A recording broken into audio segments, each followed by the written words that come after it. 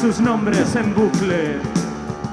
Prendieron mechafuegos artificiales que les dejaron cegados por las luces y sintieron que la carretera se alejaba y que aún no estaban en ningún lugar, que eran los coches y los árboles lo único que les hacía avanzar. Y ocurrió así.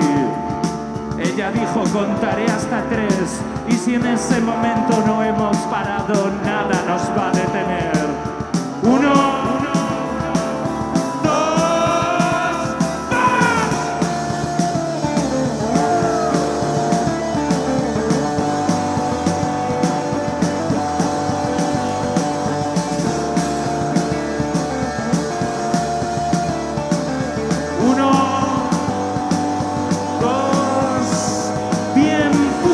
cosa de magia cuando se transformaron en bestias.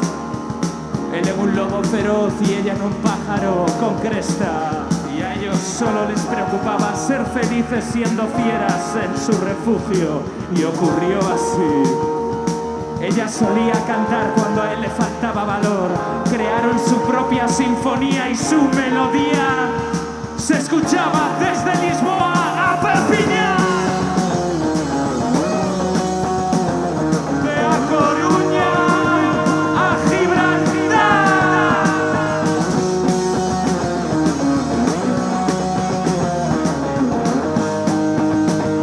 Desde Santiago al cielo solía mirar como a la serie negra de Goya.